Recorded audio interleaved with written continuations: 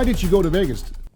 What? Why did you go to Vegas? My birthday, Oh, so you went. So you just went there to party. Friday and Saturday. Oh shit! Happy birthday, man. Yeah. Yeah, thanks. We congratulated him like 2 weeks You're early. 55, dude. Yeah, a month ago. Now you're 55. Dude. What happened? Feeling every bit of it. So what happened? So where'd you go? Where'd you go? I don't even know. You remember? I don't even know. Where was I? I don't even know. Well, it was a hangover 3. So you still do the clubs and everything? I did the club. Oh man. It's not the same anymore, huh? Hey, guys over 50 should not be allowed. Shit, right. Damn right. Shit. I hope never again. Because I did the after club and the after. I did that one. Oh, so what's the after club now? Is it still Dre's? After that. Oh. So we're talking in the after. So we're talking around noon. Yeah, it was around 8. So you had no sleep. He would just make a prejudging of Olympia anyway, just like you did back in the day. Just made it. No bueno. No bueno. Oh wow. Yeah. So how long does it take you to get back to normal? I ain't there yet, bro. Shit. That's what I'm saying. You I got to. don't know. I'll tell you when I get there. Right. it- So Chris, And some orange juice and the fucking got some DoorDash and fucking here I am, buddy. Chris, you're a very close friend with Tony. And How a did you shower. guys meet before he even comes on board? Yeah, we're What'd still he say? waiting. Yeah, how did you meet Tony? How did you meet met Tony Tony? Doherty? Yeah. I met him backstage at the Iron Man, and he was with Sonny. Hold on a second. 92? No, this was later than 92. So it was like, I forgot what exactly what month it was or year, but yeah, he would say, hey, you want to come to Australia? I say, hell yeah. I want to come to Australia, you know? Mm. And Yeah, because I remind him, but 92, I have a picture of Tony putting the oil backstage at Ironman for me. Sonny chose not to compete in that show. So there was Sonny and Tony backstage. I thought maybe you met him there. Of course, you were not competing yet, but that's what I thought. I thought I went there the first time. Wasn't it for the for what was it used to call it the first Australian Pro, and what's the first Grand one? Prix, the Grand Prix. Yeah. but When I was guest it? posed for him Was it before that 2000? happened. I guess posed for him in the show, and no other competitors showed up. Only me as a guest poser and one other competitor, and that was it. What do you mean nobody showed up? Like a competition? No one showed up to compete. It was people in the audience, but no one competed. Only I was the guest poser, and there was one other guy. So we had the one guy get all the trophies, So and the it was me. so the guy that came to compete, he competed against you. I guest posed, so we decided to do a seminar, and we just like dug down deep into my life and shit. We were up there all emotional and fucking all this shit, and then next thing you know, I guest posed at the end. I signed all my photos and shit for free, gave my shirt away, left there with no shirt on, and took off, and we went to go eat, and then at this restaurant. And I was like, man, you got to do a pro show. So you do a pro show, I help you bring people out here. I talk people into coming out here. Then we did it. I started talking to people, hey, let's go out to Australia, do a show out there, pro show. And then after that, we started doing them every year. I tell them I come every year. I did 5 of them. Yeah. Do you remember when the first one was though? What year? Around 2000 or 2001? 2001. Yeah, because that's what I remember. Yeah. Yeah. What was the name though? What was it? Was it Fit something? Yeah, first was Australian Grand Prix, but then he changed it to Fit. Yeah, when he had the like expo. Yeah. Yeah. Fit Parade or. Yeah, something like that. And then he got the Arnold rights, and so he switched to that. Yeah, that was further down. So I don't know. I don't know what he's doing now. I was going to ask him, but I'm not sure if he's still doing the Arnold or if he's going back to Yeah, I think he's doing his own thing now. Right. I don't know where he is, man. He was happy to come on, and now I mean it's probably still too early. Let me call him. Yeah, call him.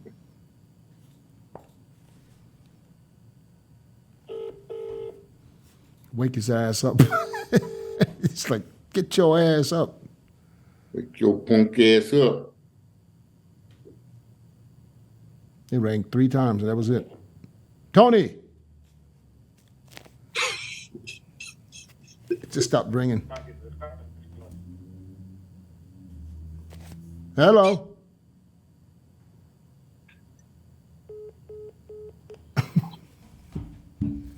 I don't know. I'm going to FaceTime him. Yeah.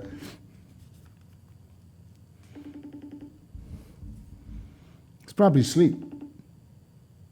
You think? I moved it. Yeah, I moved it to 12 because it will be 6 for him. I said, we usually do 11, but I'll give him an extra hour. I guess it's 5:00 in Melbourne right now. It is 5? Yeah, 5:09. Oh, so then I fucked up. I must have got the times wrong. I thought it was 6. Yeah, just Google it. Right. Yeah, but I'm gonna call him too. yeah, it is 5, man. Yeah, that's my bad. It's my bad. Anyway, what's new with you, Milos? What's going on? Not much. I was all going through my head about the Sonny Schmidt stories because obviously Tony's going to be a part of it, right? Mm-hmm.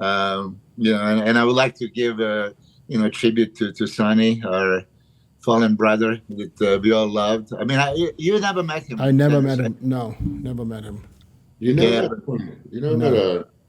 Man, Sonny's a character, though. He was fun. Yeah, he was most beautiful person. So even though Tony's not here, but I can touch the subject. For people to understand who Sonny really was, I met him on the first pro show, San Jose Pro, and he placed second. I was third to Ron Love. Then we went to Niagara Falls, Night of Champions, and he was phenomenal. I mean, he placed second to Dorian in Night of Champions, and then top 6 at Olympia. I mean, Jesus. And then we went to European Grand Prix Tour. And Sonny was one of those gentle giants, but they would hardly talk. He was, kind of quiet. But I would constantly bug him about, shit, let's talk. And then we started the friendship. But there's so many things about him, right? Did you live with him at one point? Yeah, I mean, this is how it was when we were on the European tour. And back then, there was not like 3 days, 4 days. It was 6 weeks, 6 weekends. Every weekend is a show. So you do the Italy. Now you go to Spain. You have to stay 1 week in Spain. And then you go to Germany where you have to stay 1 week. I mean, it was tough. There was 6 weekends in a row. So, of course, we struck the friendship. One of the things that was, I already mentioned once, but for you to understand, he was senior to me. So I said, okay, let's go train. So I'm going to go, follow your training, Sonny, whatever you do, right?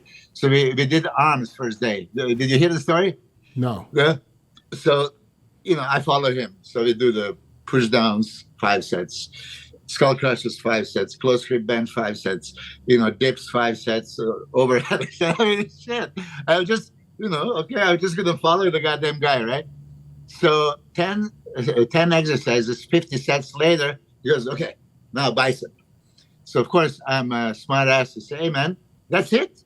So, oh, yeah, cunt. They all say, yeah, triceps is a small body part. That's enough.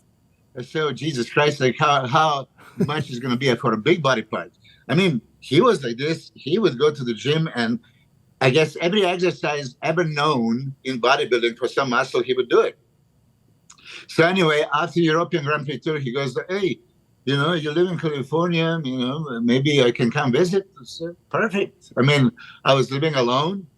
And then 92, exactly the show that I talk about it. I just posted actually my picture from on my Instagram, and I tell you guys, 92 Arnold Classic.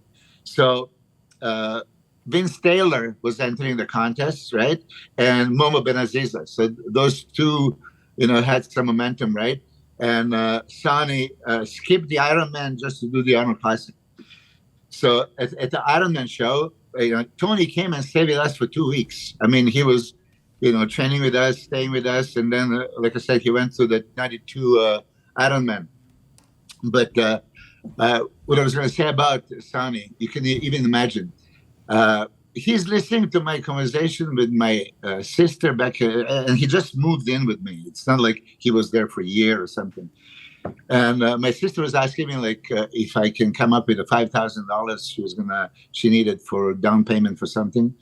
I said at that time, $5,000, man, I don't have it, right? Okay, so hour later we're going to the gym, right? And he goes hey, pull over the bank. Okay, so I just pull over, so he can go to the bank.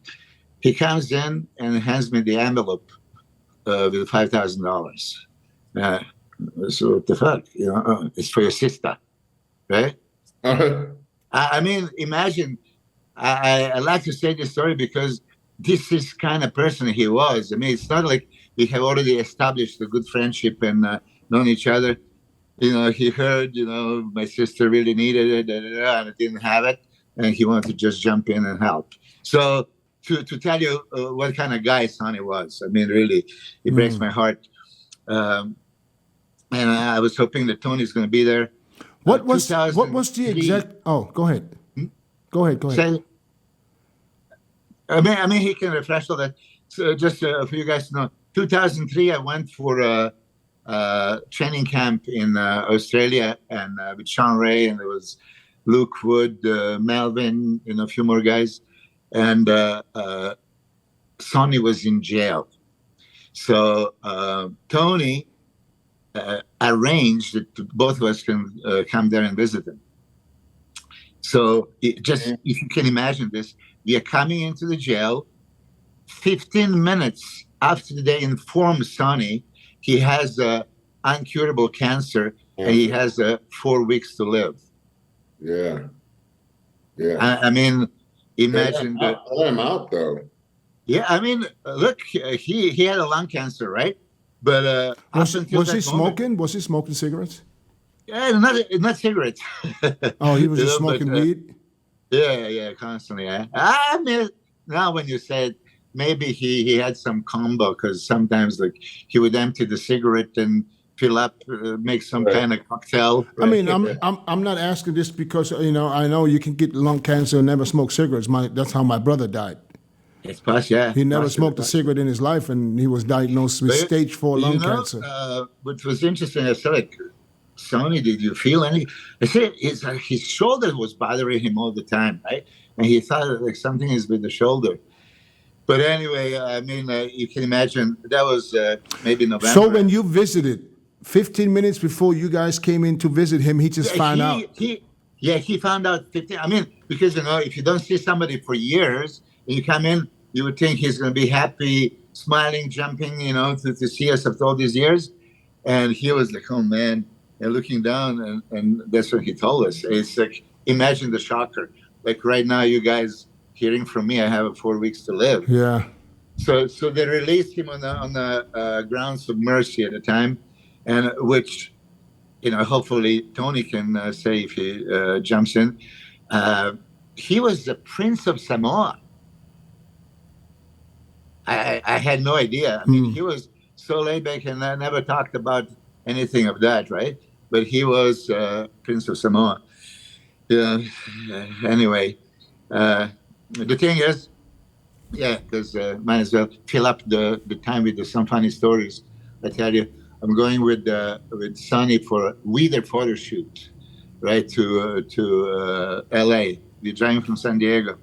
And as he liked to smoke weed, and I didn't do it because a couple of times I did, it just make me fall asleep and be stupid. So I'm driving the car, and he's like smoking the weed. So, I know there's that between San Diego and LA. There's that checkpoint. There was like checkpoint customs, whatever. They would just, stop randomly. Some people, right, and then okay. So I guess he kind of looked Mexican, right? Because Because he's Samoan. Yeah. So the guy stopped us, like, he asked, "U.S. citizens?" He says, "Yeah." And he is, so U.S. citizen? So Sonny was like this. Yeah, he would grunt a lot. Yeah, grunt. So the guys pulled us over like for a secondary check. Like, oh man, and then oh shit, he was smoking the weed, and he put it in an ashtray, right? So said, "Get out of the car," and here comes the dogs, right? straight for that one. Like, oh shit. So, I'm asking Sonny right away, "Hey man, do you have more in the trunk?" And he doesn't say anything. So the guy is asking. The guy is asking, "Hey, you guys, you have more?" So I don't even know the answer. Right? So they find the butt in the ashtray. In the ashtray, yeah, and then they found the bag back there, right? Oh, Jesus! So and we are rushing for the weather photo shoot, right? It's supposed to be a big fucking thing, right? Like, oh my god! So I'm already thinking they're gonna repossess the car. They're gonna arrest us there. I mean, this is 1992-3, right? It wasn't cool. That was not cool at the time. Thankfully, we were both on the covers of the magazine, right? So this one, costume guy comes out to both magazines and says, "Hey guys, yeah, it's you." I say, "Yeah." "Oh, can you sign it?" She said, "Sure." And then he said, "Can you let us go?" I say, "Okay," I talked to him. So he just convinced them to let us go. So he goes, "Hey man, can you give me my bag?" You wanted to. He said, "Can we get the bag back?" Oh man! I mean, the thing about it, I just don't know if you guys ever been around somebody that can eat as much as this guy. I mean, this was like whatever amount of food that you would think he can eat double that. I think Kai Green was the same. He was probably the one that ate. I mean, in early years of Kai Green when he started, between 2010 and 2013, I think he would eat, and he would mostly eat just meat. Not a lot of carbs. No, kilo of beef, right? I remember. This is a funny story. I remember I arranged for him to go to Kuwait for the first time to guest post. Bada contacted me and said, "Hey, we need Kai Green. We get Kai Green." So I talked Kai Green, and I remember when I called, I had his number, and I called him. He answered the phone. No, before that was the first time I talked to him. I said, "Kai, they want you to guest post in Kuwait." And you know what his first question was? "Will they pay for my food?" I said, "Yeah, they absolutely take care of everything. Don't worry about it." So we arranged the deal for him to go to Kuwait. I remember he was there, I think, the first day when he arrived. And when you go to Kuwait, I don't know if it's still like this today, but back then, you would go eat out. You would go to TGI Fridays. That was right on the water. I don't know, Chris, have you been there? Yeah. Yeah, we would go, because that was a place where it's almost like a hangout place. They had a DJ in there with music. You can't dance, but you can eat. And I remember that I wasn't there that day when Kai went over there. I was at home, and then Bada called me. It's like, "Man, what? This guy eat more. I've never seen anybody eat like this." He's like, he was ordering double, and then he was ordering 2 more times to take it back to the room. Yeah. Now he can eat. That story I overheard. You know how George Farah was saying we don't need so much protein and portions are like so small and all this stuff. He said, "Didn't you, train Kai Green, and didn't he eat like a pound, 2 pounds at a time?" I said, no. But I'm glad you said it because no, he was.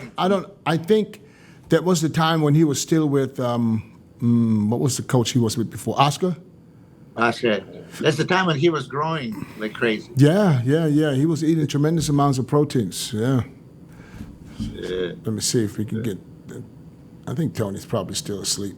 Yeah, I think Gary Stridham was a big eater also. You think? You think? Because I remember when I met him, we went to eat. He wasn't a big eater. But you know those bowls at Firehouse. He would order 2 of those at a time, like two meals at a time. Well, you're talking about the time when he was still competing. He must, yeah. We were training partners in 1991. See, well, he came to Thailand, 92. I think in 94. He 94? was eating a lot when I was around him. Yeah? For sure. So, no, he didn't come across as a big eater then. But, I mean, who knows? Maybe, Yeah. when you get older, you slow down. Maybe it's not the good subject, but you said Gary Stridham. He's like one of the few people that knew what happened with Bertil Fox, right? What do you mean? What do you mean he knew? He knew him very he well. knows a little bit more in-depth story. He knew him well. Well, I mean, what's there to know? I mean, he got convicted for killing his mother-in-law and his girlfriend or the wife or whoever that was. There are two sides. One, there was an accident, and the other one, there's not accident. Oh, it's an accident? It's by accident you killed twice? You get 2 for 1. What kind of accident is if you kill 2? If it's 1, you could say the gun went off. The gun went off twice. Headshots 2 times. I went through one and through to the other one. I don't know. Yeah, maybe. Hold on, I got a text. That's not Tony. He wake up? No, that's not him. Yeah, so I don't know. I mean, who would really know? Who was there? I know. I competed. They were gonna hang him at one time. I knew that. Right. Yeah. And he's out now, right? They let him go. Yeah. Yeah. He's been in how long? 20 years? Is it 20? At least been over 20. It's got to be like 25 or so, 27. Shit. I would think. Wasn't he? Wait a minute. Didn't he live in England? Hey, Tony. Yeah, he was from England, and then he moved to that island. You get on? Is Sonny? Oh, we messed up the time. We're on right now, waiting for you. I know, bro. I know. Okay, just do what you can. Do what you can. Put some water in your face. We'll be ready. Put the sunglasses. I'm sorry, man. I'm not. Tell him it's my bad. Tell him it's my bad. It was. It was Dennis's mishap, not mine for once. I know, man. Slap it up, whip it up. You'll be all right. A t-shirt and just, I know. Do what you do. Okay, brother. We'll be waiting. Good. At least he calls you. He said, "Oh man," he said it was this. I thought, because I calculated the time because I'm looking at I say, okay, 11 would be 5 and 12 would be 6. That's what I said. And I guess I was wrong. Did you contact anybody from Australia and find that out? No, because I have it on my phone. I just go to the Times. I go to the Times and it says Melbourne. It says, wait, that's Mumbai. 17 hours plus 17 hours. Bro, I had to figure it out because they said 12 o'clock in Arizona. I was like, wait a minute, is it 11 or I don't know what time? I had to make double sure today was that time. Oh, Arizona and California is the same time zone. Yeah, but until you change to the winter time, then we don't ever change the time. Hey, Dennis, you know that in Arizona there is this CE5, the Stephen Greer, the guy from Project Disclosure for Aliens and all this stuff, has some kind of Meet the Aliens on September 16 to 18. I just read yesterday. I won't be here. I'm leaving for Dubai tomorrow. Yeah, you said so. I'm gonna be I might go there because I want to contact with aliens. You want contact? Yeah, shit. I would go if I was here. Eating. Is that the guy that has those dead bodies where you can see all the fibers and the muscles, and is that the same person? No. It's a different thing. It's different. This guy is. you're not into aliens, so probably it's not interesting for you. I am. Because I never believed in anything, and then I started seeing some video footage, and I've seen. Well, you didn't believe in aliens? No, initially, Oh, come on now! You can't possibly think that we're the only ones in the fucking how many million stars? I kind of did, until They're probably looking at us like, look at this fucking Neanderthals is still fucking driving cars and every shit. time you say the word alien, they get a little beep like. The thing is that every time there was some good YouTube footage, and I saved it, and I put it on a bulletin board. Back in the day, I had a Enter the Mind bulletin board, so I would save there so I can just anytime go check it. Like next day, it would be gone. Like, God damn! But now you can. Well, you have the military now. The government, they basically admitted that there was contact already several times. Yeah. So it's not like this. Everybody knows for sure. They're there. They're probably looking at us. It's like, look at this damn old school people still driving cars and shit. They're flying their spaceships. People always ask how I got here. I was willing to work just a little harder than everyone else. Every damn day. If I can have hundreds of hours back, I'm gonna grab them. Spending hours prepping chicken, rice, and vegetables, F that. I rely on perfect nutrition. I rely on trifecta. Probably it's Scottsdale. That's close to you, right? Yeah, it's just 20 minutes, 25 minutes. Yeah, okay. You're not gonna be there. No, I'm gonna be. I'm gonna train Ramy. He just sent me some videos from this morning. The dude looks ridiculous right now.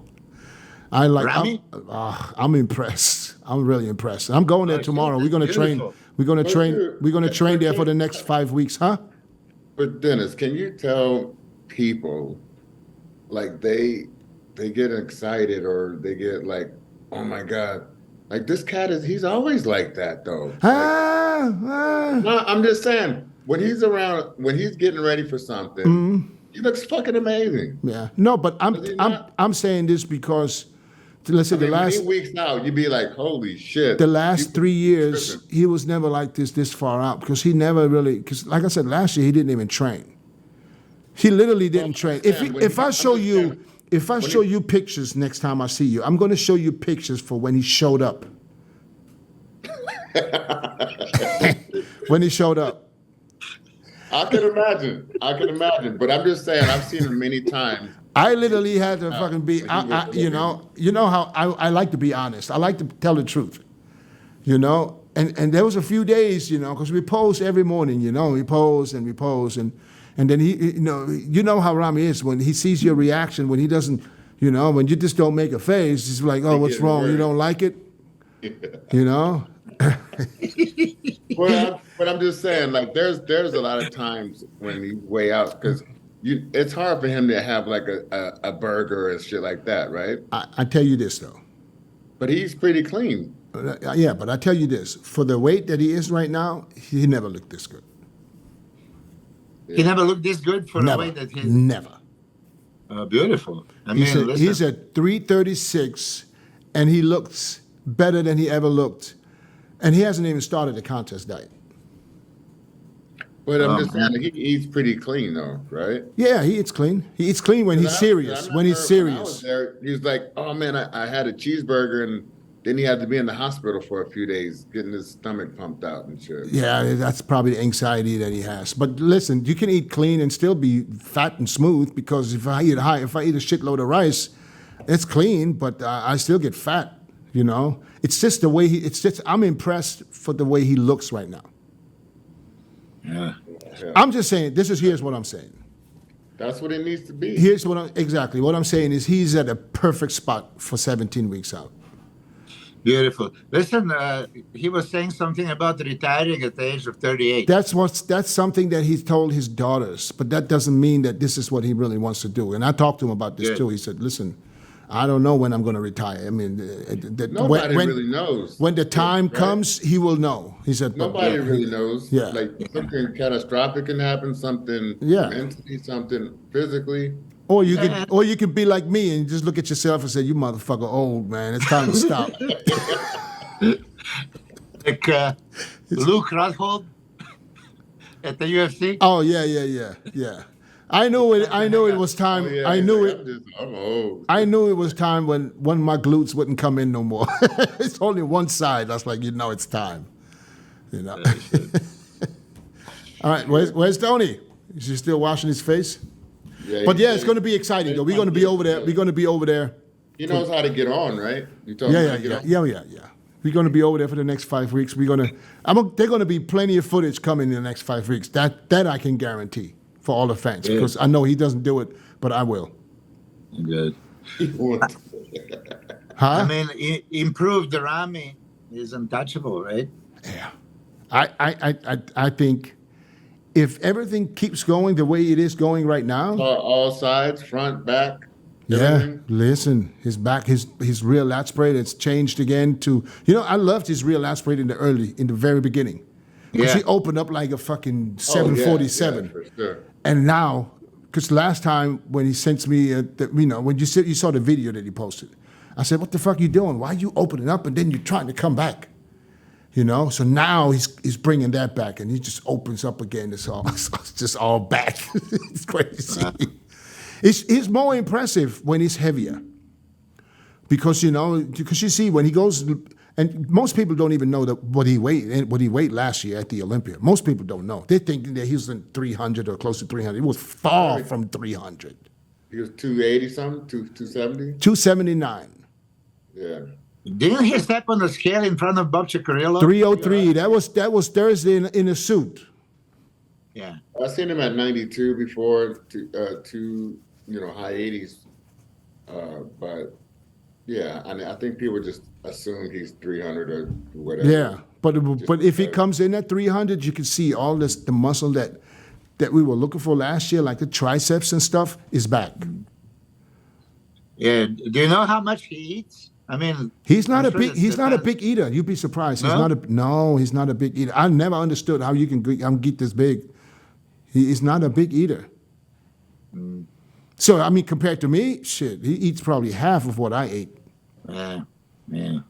It's crazy. The genetics is unbelievable. And when you look at his blood work, you think you will never know he's a bodybuilder. Yeah, but even his blood pressure. I check his blood pressure sometimes, and his blood pressure is always low.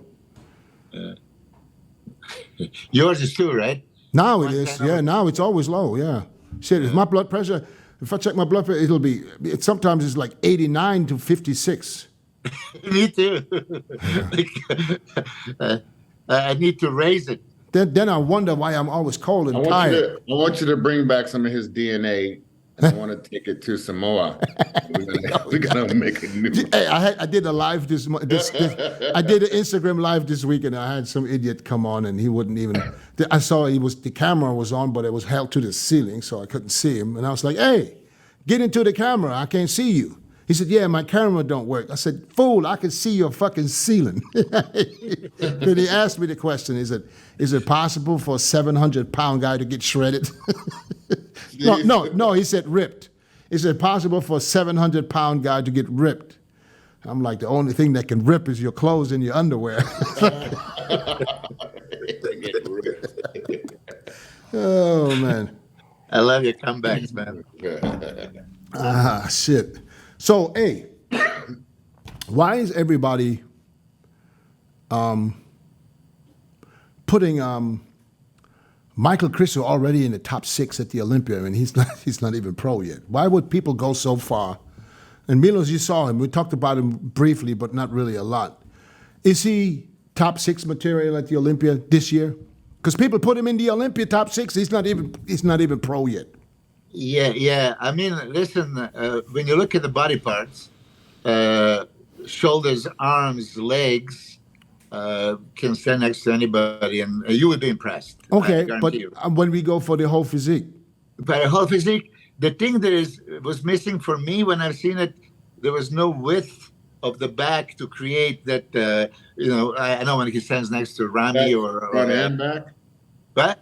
That front and back, like underneath the. Yeah, from the front and from the back, and kind of. I mean, this is what Steve Weinberger, when I asked him what do you think, he saw both Andrew and Mike Krizo. I asked him, and he was impressed, but he has some job to do on the back. And when you have a job to do on the back, that doesn't put you in the top 6 because top 6 are already complete. You can't have a visible weakness. Yeah, but let me ask you this, because this guy is not a spring chicken, right? I don't know. Well, he's been around for a long time, and he's been training for a long time. He's competed. He won 4 or 5 Arnolds, the European Arnolds. Yeah. So but do you think? Huh? Yeah, the pictures from Josef Adult. 2020 to 21, he made a crazy improvements. And you guys know, I mean, even into 40s and Dexter Jackson into the 50s, he could still improve. He doesn't have any injuries. Yeah, but it's not like everybody can do it. Sometimes when you have a stubborn body part, it's going to be a stubborn body part for the rest of your life. There's just certain body parts, because when people train 15, 20 years, how do you expect them all of a sudden make changes in certain body parts? Yeah, that's what I think you mentioned. Dorian said about nice awesome body. He didn't have a back, so he cannot make a back in 1 year. And then I mentioned the, greatest example by Chris Bumstead. What he did for that 1 year. There's exceptions. There's exceptions for sure. Yeah. So I mean, little improvements here and there. He's contender because analyze front double biceps, peaking biceps, hanging triceps. I mean, crazy forearms. So that's a very strong pose. The side chest, side triceps because of this crazy fullness. Yeah, hanging hamstring glute tie-in, good legs. I mean, listen, I talked to Jay Cutler, and he was super impressed. I don't want to even say what he said because it's between us, right? But he also thinks that he can be a major factor if he qualifies. He still didn't, win the pro show. I think he has no problem turning pro. He's going to win. He's going to do. Yeah, but still, he's going to have to pick some contest at some of the season. I already know where he's going to do. I already know the show he's going to do. Pro show? I already know what show he's going to do. Turn the pro and win the pro show. He's going to do the Amateur Olympia in Rome. Okay. And then he's going to do the Prague Pro on the same day as my show in Germany. It's only a pro show, so he's going to do the Prague. Ain't nobody there. Who's going to show up that's going to beat him? Unless James Hollingshead moves over and tries to compete. Nathan De Asher, but I doubt it.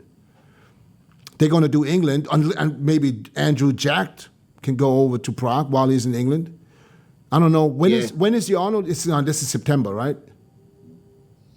I don't know the dates. Oh, there's Tony. But I think, it's in September, so there's probably too big of a gap.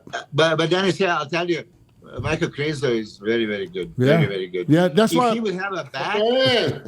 Look at Tony. That's why I'm asking you, because you saw him, and I know it's different in person. Yeah, super impressive. Yeah, I like him. I like him too. I mean, I see flaws, but listen, who's perfect? Yeah. Who's out there perfect? On its own. Tony, can you hear us? Yo, bastards. Tony, let me apologize. This was totally my bad, because I somehow miscalculated. I thought it was 11 o'clock would be 5. Fuck. But you see, you can wake up in the morning and already look good. You good, man? Don't worry about it. I'm good. But Chris is like, hey, chuck on a t-shirt. The fuck that! I was saying, I'll have a quick shower. It's 7 degrees here. Oh, I forgot it's winter there. Yeah, it's winter. Yeah. How you doing, man? How you doing, brother? Doing good, man. Yeah, everything's getting back to normal. The gyms are pumping along nicely. The city's coming back alive. We had the last game of the football on the weekend, like the last home game before the finals. I went to the famous Melbourne MCG on Sunday. There were 90,000 people in the stadium. Wow. Which is crazy, because we did this whole fucking thing for nothing. So we had 2 years with no football. And when we first shut down, there was 20 cases. Right now we get 10,000 cases a day. And they just gave up. They're fucking go to football. So they don't care no more. Yeah, finally. Wow. Tony, so we were talking about Sonny, before. We had, just a little, Milos said a couple of stories about Sonny, and nobody knows Sonny Smith better than you. You know? Yeah, man. So Milos, maybe you said you wanted to ask Tony something about Sonny. I mean, because Tony knows that he was Prince of Samoa, right? His family had a royal background, yeah. He wasn't like the Prince of Samoa, but his family did have a royal connection. Like his uncle was the prime minister at one stage, and he had some sort of royal blood. Yeah, I shared the story that when you and I went to jail to see him, and he was just told that he had a cancer, that they gave him 4 weeks to live. And that was the weirdest experience, because we had to talk to him for an hour knowing this was the last time we saw him, you know? Yeah, it was terrible, because he just found out, he'd been in prison, they'd put him in a prison hospital, and he said that he had this lump, back near his trap and under his arm, and they just kept saying, oh, there's some training injury, and so therefore they didn't diagnose it until it was too late. And I still remember, Milos, because you were here during a seminar, it was the 29th of November, and he died on the 25th of January, so it was like 6 weeks later, yeah. So guys, I'm just going to let my dog out because she didn't know that Dennis fucked the time up. Yeah, my bad. I don't know about all these 17 hours difference. Let's try you Google it. Just put the time in Melbourne. I looked at it, and then I calculated back. I said, "What time is it now?" So, okay. You know what's funny, Dennis? Normally you're really good on this shit. I know. That's why I was surprised when Chris said it's 5 o'clock. I was like, "No way!" I mean, and then I looked at it, and it was 5. You said to me, "Can you do 5 or 6?" I go 6. Yeah. Anyway, listen, Milos. I knew that some stuff had come up about Sonny. I can tell you stories, you guys, for so long, but I'm going to tell you one. I thought about this last night, Milos. You're involved in this one. We went to, it was the Arnold Classic. I'm going to say, maybe you're really good with dates, maybe 92. It was the year that for sure Taylor won, Benaziza got second. Yeah. What year was that? 92. You were in our house for a couple of weeks. I entered the Ironman week before, and you were backstage actually oiling me up, and there was the picture of that, right? But Sonny didn't enter that show. Sonny was doing 92 Arnold Classic, which Vince won, Benaziza was second, and he was third. So you were there. How we got third's a miracle. So what happened?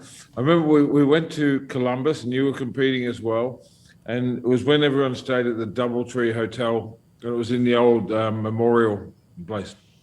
Anyway, there was no cell phones. We used to call between the rooms, and Milos calls. He says, "Hey, Tony, can you come and put my tan on?" Because back then there was no spray tan. Remember, we used to have to paint each other, and that was my job, because you guys were all out of your fucking brains, with diet prep and all this sort of thing. Come on, Tony, come now. And I still remember. And Sonny was going to take some little water tablets, and he's meant to have 1, and we put 4 on the mantelpiece in the room, above the fire. So I come to Milos's room, and I'm tanning away, and I come back, and Sonny's sitting there looking really guilty. I go, "What happened?" He goes, "Nothing, man." I said, "Sonny, what?" "Nothing, man." I looked at, "Hey, what happened to those diuretics that were sitting there for the next 2 days?" He goes, "I don't know." I said, "What do you mean you don't know?" He goes, "Someone took them." "You took them." I said, "I didn't take them." He said, "Did you give them to Milos?" "No." He said, "It was a fucking cleaning lady." I said, "Hang on. Why would a cleaning lady come in the middle of the afternoon and take your diuretics?" He goes, "Fuck off, man." He goes, "I know what I'm doing." "I can handle it, man. My body's different." Okay. I said, "This could end really badly, Sonny. It's a lot of shit, man. And, you don't normally need too much." He goes, "Man, when they told me I was going to go in this show, I was 300 pounds. I was fat." Remember, it was 11 weeks earlier, he got the call. And he was actually here in Melbourne. He said, "Go stay with Milos. 11 weeks is plenty of time." He was Samoan fat. Like, he was fucking rolling. Samoan fat. Yeah, man. And he had 11 weeks to get ready. So he dropped this, incredible amount of weight, and he'd almost made it. He figured that he wasn't fat, it was just water. So while I'm off giving Milos his tan, Sonny's just gone, hump, hump, hump, hump. It took the whole lot. Anyway, Hey, the show's the next day. And I remember, you know, because we had 2 beds in the room, and like sometime in the night I hear this, cramp.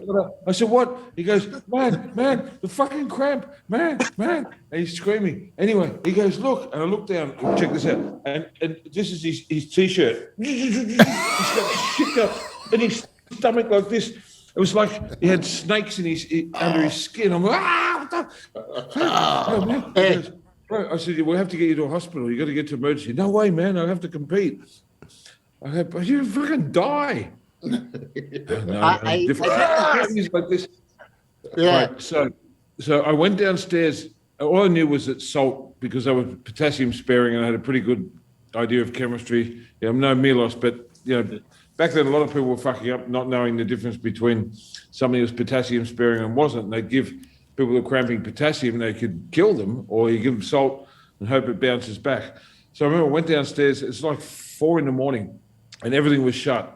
It was Columbus in winter in this fucking hotel, everything's shut. So, shit, I gotta get some salt. So I ran back and I got to run up and I shouldered the door of the restaurant, broke in, went to a table and got like a salt shaker, went back to the mini bar in the room, got a can of full sugar Coke, opened up, poured the whole salt shaker into the can and said, drink this, it's the only chance you've got. He goes, I do anything, man, fuck. Anyway, he drank it. Oh, he says, it's terrible. There's a whole thing of fucking salt in this can of Coke. And I swear to God, 15 minutes later, he says, Tony, man, come here, bro, come here. And when he goes, fuck, look, and he's standing in the mirror. I'm on. Yeah. He looked great. He goes, take me to the fucking show, man. We're going to win the show. Anyway, no shit. It was one of the best he ever looked. We get to the show. He didn't eat any carbs. He didn't nothing. He just said, "I'm fucking ready," and he didn't get no cramps. And he took third in the Arnold Classic. It was his first ever Arnold. So there's a story. Listen, I saved him like 5-6 times in the European tour. I mean, I would always have to check on him because I knew he's going to take more diuretics, and I know his body is just like this. He's going to cramp up. He would be locked up. I would actually once have to break through the door because he was screaming. But I tell you, the one of the stories, maybe you know even this one. So Sonny was particular always to find something, right? And 92 Olympia, yeah. I guess suppose in Canada, and I was in great shape, right? But I came back, we had 2 more weeks, and he goes, hey, cunt, I reckon, we should do some speed. I said, like, speed? I mean, I've never heard of it. This is 1992, right? I said, what is that? And they thought, oh, no, this is gonna, trust me on this one. So, okay. I don't know how he gets it, where he gets it. So he makes a drink, right? And gives it to me, right? So like 15 minutes later, he's, hey, you feel it? I said, I don't feel shit, like what? What are you supposed to feel? Oh, so he puts more and gives me that thing, right? Man, about 15 minutes later, I lost my mind. My ex-wife was telling me, you should see both of us like this, constantly. Right. We went to the gym. We stayed 8 hours in the gym, right? I lost that part of time.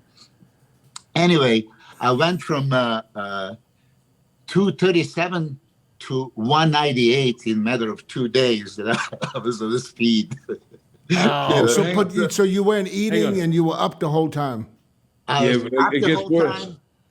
I remember. So here I'm this kid coming from Australia. I've flown. This was in Finland.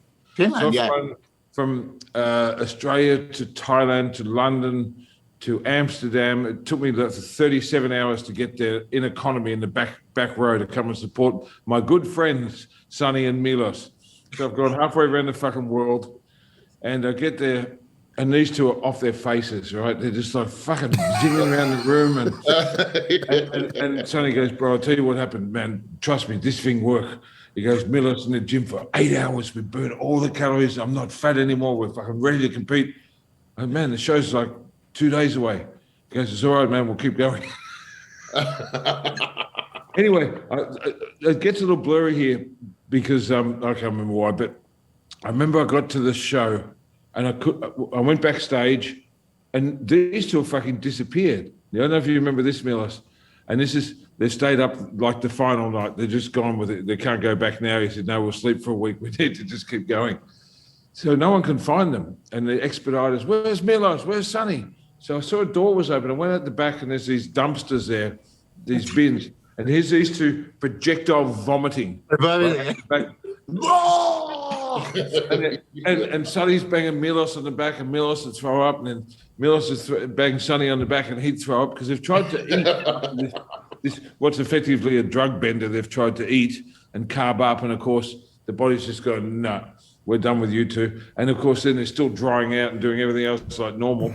And his theory was, yeah, but it burns up calories. It also makes you crazy. Then they wanted to fight each other. They wanted to fight me. Really? Milos is pretty wound up. He was screaming. He's fucking between vomits. He's screaming at me, screaming at Sonny, screaming at anyone that would walk by. I don't know how you guys made it on stage. Oh, damn. I puked right between Lou Ferrigno and Shawn Ray. Puked right in between them, right? So I tell you, I'm probably, like you said, projectile vomited like 10 times.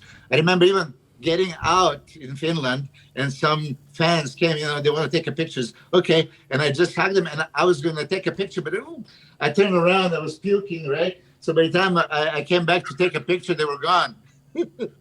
Yeah. So very classy. Very I have so many stories with Sonny.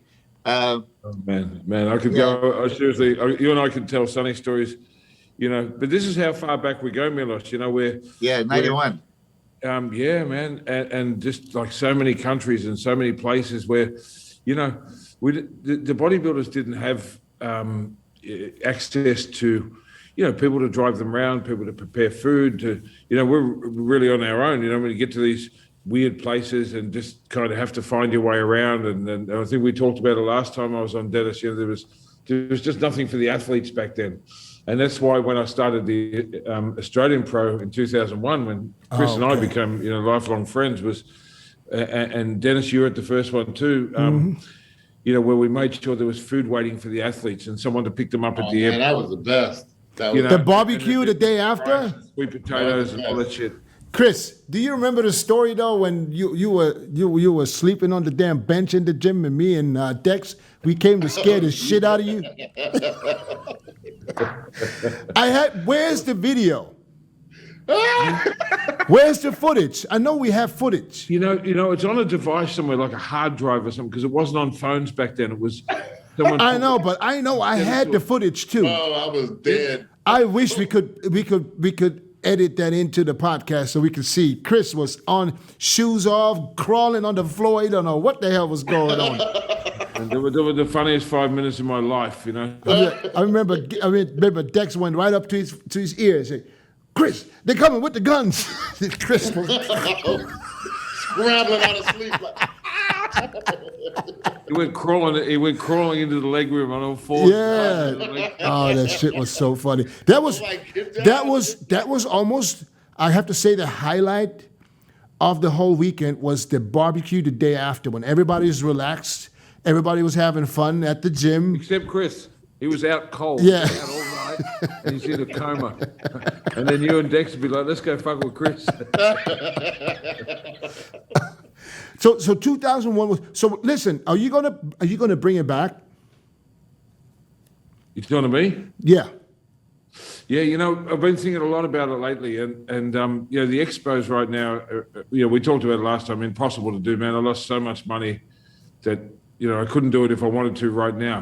Which made me think, the bodybuilding's getting really strong again. We just had a fantastic season in April, and we've got our next season, our season B pro qualifier in all of October. So we've got a show in each state leading into a nationals, and then we'll do the same A and B going forward. So I've just been thinking lately that maybe season A next year or season B, then maybe you could just bring back the pro show. That's You know, what I'm. back That's like what the I old mean. days. Bring back the Australian Grand The Prix. Expo for now, you know, until everything's completely been normal for a year or two. I just can't afford to lose that money again because I'd lose my gym. You know, with the 4 cancellations, I lost 1.6 mil, and that's not opportunity money. That's what I spent on having staff, on keeping the office open, advertising. You know what I do, all the billboards, the street Operation, places. man.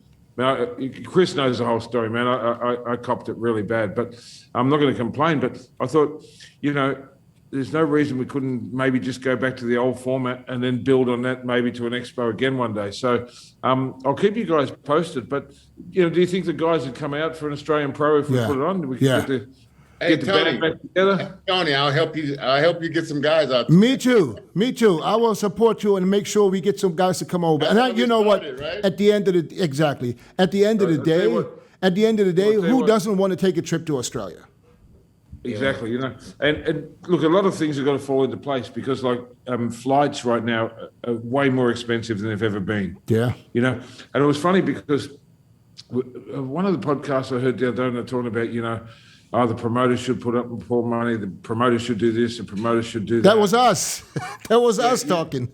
Yeah, you know, and as a promoter, I'm thinking, well, you know, sometimes we don't make any money out of it. Like, where's that going to come from? But one of the things that, and someone said, oh, yeah, but the guys that are making money, they can afford a flight and afford a room. And you guys remember when I did the Australian Pro for that 21 years, I paid for everyone's room, no matter what. Like, I'd pay for the top 5, 6 guys, flights and everything else. But then the guys that were just coming up, they're the ones that can't afford a fucking room, right? So I'd always make sure that if you signed a contract to the Australian Pro, your room was covered. Well, we'd pick you up at the airport, we'd feed you, and your room was covered. You just got to get a sponsor or somehow, you know, get a flight out here. And some of those, you know, the European guys that come out and some of those big Russians and people, you know, that were coming up that no one had ever heard of, they got their shot. You know, like if you go back, you know, William Bonac, Rowley, they did their first pro shows in Australia because no one else had kind of given them a break. I go, fuck, that guy's a monster. I'll have him, you know, and so on. Mm-hmm. So we always tried to do that. And if I did it again, I'd go back to those same values to say, well, if you get yourself here, we'll take care of everything. Class act. Yeah, class act, Tony. I remember I had one show, I had 5 guys. There was Joe Stubbs and Hida and Chris Dim and Heiko and Luke. And you took care of everybody, you know, so that was just like, wow. And especially me going to European Grand Prix tours before, and I know that most of the guys have to pay their own, you know, expenses, flight and hotels. You know, like you said, some people just can't afford it, period. And you made it possible for them. So I'm sure that if you organize, we can all support it, and you'll have the guys for sure. Hey, Tony, what I was telling before how you got started, and we was talking about how we did that one show and I came and guest posed. And then we didn't. You only had one. Was it one competitor? Was it? Or man, we had none. So I got it was something like I was like, wait. We had no one showed up at the weigh-in, man. You know, and I'm like, fuck. And I had Matt McLean there, who was he ended up turning pro, but he was still an amateur. Remember Matt? And he was training my gym. I was always peeled. He was always in shape. I'm like, hey Matt, you want to do a show tomorrow? He goes, man, and he's like, albino white. And he's like, I'm pace well, so I'll get you a tan. That's the guy with the glasses, right? Yeah. And you know, he said, yeah, I'll do it. And so we went to this show with one competitor. I'm like, fuck, what are we going to do? So we had a Chris Cormier seminar. And what I did, right, Chris, remember this, I got up at the start of the show, here's me, the MC, and I put my suit on and said, hey, ladies and gentlemen, welcome to the fucking greatest show on earth. But I said, we haven't had a great roll-up of competitors today. In fact, there's only one. I said, but we're going to have a great day. We're going to put on a show. I've got some different ideas. We're going to do a seminar with Chris Cormier. He's going to guest post twice. We're going to have a bench press competition. We're going to give all you guys think you're strong enough to put up $1,000 for the strongest dude. We're going to bring a bench press out on stage. And then my ex-wife she's going to guest post. We'll do all this kind of stuff. And someone else was there. They're going to guest post. And we're going to interview them all in a round table. So if anyone wants their money back, go to the box office right now. Otherwise, sit down, shut up, and enjoy the show. Oh, fuck. How am I going to do this? So I just bullshitted my way through it. Chris never been to Australia before. He's like, who the fuck is this idiot? You know? And, but it's funny because that's what I was thinking about doing the Australian Pro. It was Chris, I remember it was in, I think it was July. Restaurant or And something I said, like we're that. going to do Australian Pro next year, 1 week after the Arnold. He goes, dude, you got to do it. He said, I'll sign up right now and I'll get all the guys to come. And that's when he got Dennis and Dexter and all the crew to come. And that's how that show come together. So it was funny, we went, you talk about like resilience and, I could have given up that day. I'm like, fuck, bodybuilding. I just lost a shit ton of money again. But now I'm going to do the Impossible Pro show out here. Of course, everyone said it would fail. And then we did it for what became the third longest running show in the world after the Olympia and the Arnold. And we had the greatest times of my life, seriously. I mean, I had a great time touring with Arnold for 7 years and doing all that high-end stuff. But those early days of that pro show, you three were all there. It was so fun. And it was fucking 20-something years ago. We were really kids, like looking back now as older guys. Now, the only thing is, I'll think about doing it again, and I just may. But, someone else would say, how about you three do a comeback? I'm going to say, how about you three don't do a comeback? No one want to see that. Yeah. I would but listen, if you do it again, I'll promise I will come out too. I will come out because it was always What's the like, travel like coming out there now? What is that like? Well, it's just starting to get better, Chris. That's why look, if everything was blue skies and fresh air, I'd announce it right now. So we're just going to let it play out a little bit because the flights are like crazy expensive. Like I'm looking at, I went to book my flight to come out to the Olympia this year, and I lost so much money, man. There's no more business class for a little while. So I was looking like at the economy flights, and something which would normally be, say, $1,500 return to Vegas is $5,000. Oh, geez. That's got to get better before we can, bring out a bunch of pros and make it happen. But I think, by next year, things should be looking up with all that because, Australia's now screaming out for tourists and the economy's been hurt so badly. We need people here. And I think, we'd probably just start with maybe 2 categories. Might do, open bodybuilding and bikini, something like that, because we've got a lot of bikini pros out here. We've got a lot of Aussie guys too that haven't been able to travel, that won their pro cards that I'm sure would compete. So, if we got, 6 or 8 guys out, 4 top guys, 4 up and coming guys, and, 4 Australians, we've got a show on our hands. And, man, it'd be fantastic, get the band back together, get you guys back out here and keep going from there because they were the best times of our life. You look back and fuck the fun that we had, the laughs that we had doing that stuff. Milos, right back to when I met you and travelled all over the world with you and Sonny, and then with you three coming out to Australia so many times. Dennis, this became like your second home. And Chris, you've been here. I lost count how many times you've been here, like 20 plus. At least. Listen, I was. I see Chris. I see Chris when I'm over there in the weirdest places. I see Chris show up. Yeah. I will leave it at that. Yeah. Tony, I don't know if you remember, but I actually gave you a promise that I couldn't keep. On the stage 2006, and Chris was with us, 3 of us on the stage. You asked me to make a comeback and compete at the 2007 show, which I promised right there. It's on the camera. I said it. I meant it, but then the 2007 I was suspended, and then 2008 to 2009 I was suspended, and after that I gave up. But that was the really show that I wanted to do it. You put me on the spot because you had a legendary Francis Benfado and Vince Taylor at the age to like 49 and 51 showed up there and looking absolutely tremendous.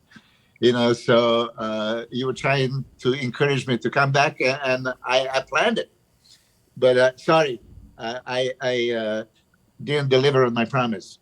Well, you're forgiven. I mean, it was a long time ago. It was really out of your hands because, I can't remember who you pissed off and why you were suspended that time, but shit happens, But it was the show that everybody, promised to do as their last show, and Vince did his last show here. Benfado was in insane condition. He was, people just don't realize how good he was. that year that we did that in 2006. And even, Kevin did his last show out here, when he did the Olympic, he said, I'm going to come out to Australia. And I still remember getting tingles at that Arnold Classic, was saying, I think I said something like, one of the greatest ever for the last time ever. And I felt my throat closing up. And because it was so emotional. And I remember, and it was an Arnold Classic. Arnold's in the front row and everything's happening. And here's Kevin, who's been one of the winningest bodybuilders of all time, doing his last show here for us. And I remember and I've only done this like 3 times in my fucking 30-year history of emceeing shows. I just looked at the crowd and just went like this. And there was like 4,000 people there, and he got a standing ovation. The whole place stood there in tears and screamed. And man, it was one of the coolest moments I ever had on a stage. Isn't that when Vince and I co-emceed with you with that one? And that was I'm talking about when Kevin did his last show. But when Vince, was that Vince's last show when I co-emceed with you? Yeah. So he did, that must have been 2007 because he did 2006. That was the one year we went up to the Gold Coast because the Commonwealth Games was on in Melbourne. Yeah. And we went to the Gold Coast. Yeah. And that's when Lee and Vince and Benfardo, there was about 16 people in that show. And then a year later, Vince came back and did the final Melbourne show here in Melbourne, correct? And I made you put on a suit and MC and said, come on, Chris, you got to start doing something with that. And it's so good to see you doing these podcasts, Chris, because you've got so many stories to tell and so much to say. Yeah, Milos and Dennis. Chris is now. I've been watching this shit. When Milos and Dennis are not talking, you can actually get a fucking word in. You've got some of the best stories anyone heard. But... Hey, Tony, Chris is now, he's now a suit man. He's now, he's coming back out to Arizona today, and he's going to film. He's on this new show. We can talk about this show now, Chris. The new show, and I want the listeners to listen because this is a new bodybuilding show that's going to be released. Nico, when? In September. It's called Primetime Muscle, and Chris is one of the hosts. Along with Tariq El Gundy and Tim Wilkins. Tim Wilkins. I almost said Rob Wilkins, but Rob Wilkins is another guy. Tim Wilkins, yes. Yeah. And they're in the real studio. So I'm really looking forward to seeing Chris clean up a little more often now. That's right. Congratulations, man. I think, you've got so much to give back to the industry, and the way you've helped the up and coming guys, and, the way you've paid attention to the presentation of the bodies and the posing. I think it's straightened the sport back out again because, when people stopped giving a fuck, you stepped up and said, my guys are going to look a certain way, are going to perform a certain way, and just have you back doing commentary. And I've been watching the show, and it's great to hear, Milos, your fucking memory, man. I mean, I've got a good memory. But I think you're the only person that can out-detail me with some of these dates and times, and it's insane. When you live in the moment, you remember. I can tell you who was in the front row. I'll tell you this. 92, you were there with Sonny at my Ironman show. And I'm watching you backstage. And then I went on the stage, and I'm watching in the first row, there was Sonny with the 2 playmates. There was a blonde and a dark. I don't know if you remember. I can tell you the names because there was a double day for us. But I was there, you were watching. It was just like one of those things. Like Sonny was, left or right. So from the stage, I would point out, which one to say for me. You remember those days? Really, the thing is, a lot of people step on the stage, they work it off, but they don't embrace the moment. I embrace the moment of every trip, every fight I had, which I had numerous, ones. You live in the moment.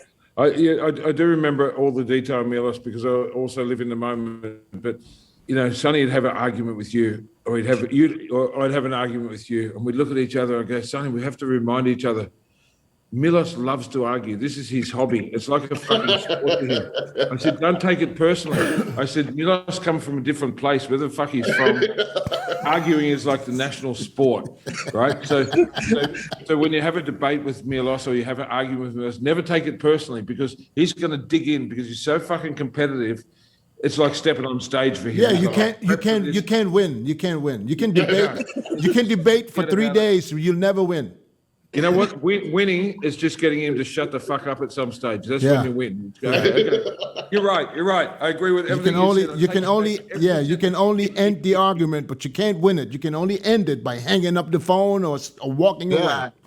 I was afraid that Sonny was going to nail me a few times. I mean, I pushed it so far that there was nothing else that he can say. I said that now he's going to just fucking knock me out. He had that just below the surface. Do you remember that tour, that Grand Prix in Doherty was playing that loud fucking house music or rap music or something, and he had like one of those big, what are those things called? Those boombox. Yeah. And Sonny, shut the fuck up, man. And he knocked on his door. He said, listen, man, I need to sleep, man. You fucking noise bug. And Doherty said, he said, listen, this can end two ways. I'll fuck you or I'll fuck your machine. And he picked the thing up and fucking smashed it into a million pieces. And looked at Doherty and he goes, you're fucking next. that was 94. Listen, Paul Doherty, myself, and Sonny was staying in Bert Beiderberg's gym. That's the time when we had 1 week to wait, right? So Paul Doherty, okay, did not train one fucking time, didn't do the cardio. I might as well say, because I don't know his status right now, but back then he didn't have a girlfriend, right? So there would be just like German ghosts coming in and out from, in the gym, visiting him and going away. And like you said, he would just play the music and all this shit. He did not train once. And he showed up on the stage looking like a freak again, so he beat both me and Sonny. So yeah, Sonny was pissed off constantly because he was loud, he was demotivating. But one thing about Sonny that I'm sure you know, he loved to eat, and he would, we had a deal. We're going to now be strict on a diet. So we were roommates. And if I would squeak in, like in the middle of the night, like I want to eat something, and I just opened the fridge, like super slowly, he was like, hey, cunt!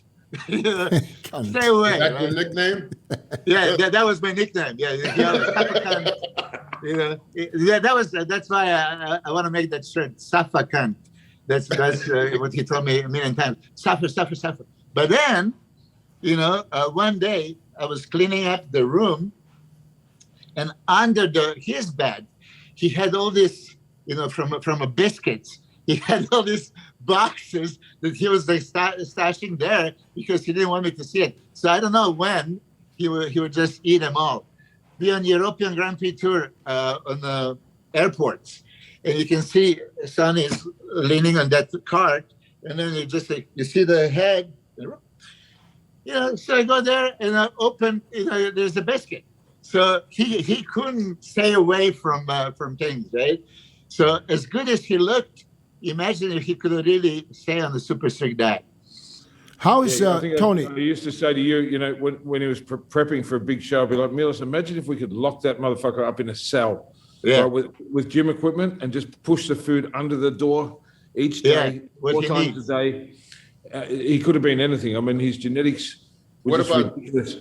What about when they started with the Mr. Olympia, the Masters, and all of a sudden he jumps in it? I'm like, what the hell? He said, I'm 40, man. He's called me Cool Cat. Cool Cat. Yeah, Cool Cat. 40, Cool Cat. The funny thing is, I was like, I didn't know you were 40. He was 42. Yeah. And everyone's like, why didn't you do that 2 years ago? He goes, man, because I told the girls I was 35. He didn't want nobody to know how old he was. How is Tony? How is Josh doing? You diet down, train hard, and supplement smart for months. When the time comes to step on stage, don't leave your tan to chance. Go with the pros. Pro Tan. #1 worldwide since 1987 and the official sponsor of the Olympia for the last 15 years. Don't step on stage without it. Pro Tan. Josh's he's doing good. He dropped into the gym just last week. I mean, you know, Josh can, man, he can not train for 6 months, you know, and he's been on this health kick and everything else. He's still like, you know, 140 kilos. And he's just started some heavy training again, pushing those big weights around. And you know, we had the brain tumor. And I talked to him and he said, and he couldn't travel, but he's got some more in the tank. You know, he wants to do it all again. And that's what he said. When I talked to him, he said he wants to compete. I thought he was going to come back now. Yeah, well, I think he's just trying to work it out. You know, just had a little baby just a few months back, and just, you know, life gets in the way sometimes, and you just got to just keep your dream, just keep it bubbling away there. But man, he gets so big so quick. You know, I didn't see him for like 2 weeks. He walked in, fucking hell. That dude, man, he's big. I know. You need to get back on stage. I mean, yeah. Now we'd all love to see it. You know, we'll encourage him and get behind him, and maybe that's another reason to put on an Australian pro. You know, give Josh something to do. Oi, Cheeky, come here. My dog hadn't been fed, and she's come here. Oh, I'm gonna make you famous. Come here. It's all because of Dennis. Hey, this is Cheeky. a bull There terrier. you go. Tony, I never really thanked you for making this special award for my dear friend Luke Wood that you recognized, and you know, that's another fallen brother of us, Aussie. You know, that I love dearly, and I know that you do. So I thank you for making this special award. It meant so much to his brother, Adam, and the family. Yeah. You know, you just got to do the right thing, man. It's like when you look back at what we all did and what we all achieved and did for each other, they're the important things. Like, really, you know, to give people a chance to travel, to give people, you know, a way to finish their career, to, you know, when someone falls, to make sure that we remember them and respect them. And, you know, it's, there's so much water's gone under the bridge, Milos. I feel like, well, all three of you guys, I feel like I've known you my whole life. And here we are with the older guys of the sport. Where the fuck did that time get to? I know. Right? Yeah, the good thing you used to do is when we used to go out there, you would bring us out. We'd get together. We'd go do stuff for the newspaper and get like interviews. And I'm on the radio talking to people. And But do you remember? But I think it was the first year when Tony, and we didn't know that was going to happen. We went over there, and then the day before the show, he took us somewhere. It was somewhere in the walking street. He did the official weigh-ins. the weigh-ins, yeah. I got that's on video, dude. I love that shit. It was bad. Yeah, I remember. I think I don't know who it was. Maybe Troy He Else. was in front of a store. You know, he had to weigh in. Now the real weight's gonna come out. Yeah. And I remember we had the meeting, everyone said, but we're pros, we don't have to weigh in. I go, you guys are in the entertainment business. You forget what the fuck what I'm here for, you know? And I'm having indoor pyrotechnics and outdoor weigh-ins in public spaces. I've got all the media there. And, you know, it all started because I didn't know how to advertise that first pro show. And I thought, you know what? And I'd see those rock and roll posters around the streets, you know, the ones they put under the bridges on the building sites, you know, AC/DC or KISS or whoever was playing at the time. I'm like, that's not going to be so expensive to do for bodybuilding. So, you know, I'd have pictures of Chris and Marcus Rule and Dexter and Dennis and that all over the streets, Yeah, you know, Roddy those posters that they paste up. And I've still got them all up in the gym. And I thought, people just don't know what bodybuilding is. So let's put it right in front of their faces and see if we can create some new fans and get people who says, shit, I've always wanted to watch that.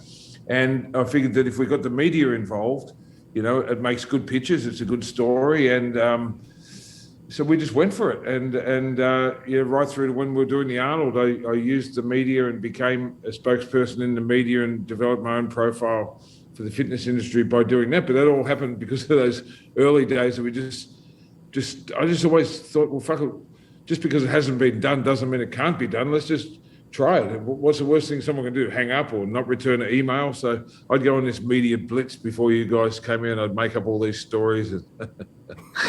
Tony had his own agenda. In the world. Yeah. Huh? Tony, here's what I wanted to ask you, because you're the one that knows. Is there anybody else that is from Australia that we can expect in the future maybe to come up as a pro or as a good pro, other than Josh? You know, look, there's some good guys out there. The last guy that won, so when we went into that lockdown, you remember, so the Arnold got cancelled with 6 days to go. And we were at that stage still allowed to have 100 people indoors. So I rented this, I don't know if you guys remember, I rented this warehouse. Yeah, I remember. Because we'd done all the qualifying shows for the Pro Card winner. And we had a guy ready to guest post. That's right, he won his Pro Card the year before at the Arnold, because there's a picture of him and Arnold giving it. And his name is Jake Nicolopoulos. He'd won like a NABBY Universe or NABBA or something. And, for years, he kept doing NABBA. I'm like, dude, you could make it. Like, just, you've got to fuck that stuff off. And he had this commitment in his head he was going to do it. Anyway, I had him slotted to guest pose. No, he was going to do the Arnold as his pro debut. So he'd spent 6 months getting ready for it. And then when I pulled off the pro qualifier in this little warehouse, I'm like, come on, man, just come and guest pose anyway. He said, I got something on that day. I don't want to come. Anyway, we talked to him. I think it was Gary Phillips, my photographer, the English photographer mate that's been here forever. I think he called him up and he goes, man, you look too good not to. And he had that kind of Dorian-looking skin and he was all sucked in and crazy. And he guest posted that show. And I think he could have gone overseas that week and really done some damage. You know, and that's nearly 3 years ago. But he's someone I thought would look right at home on a pro stage.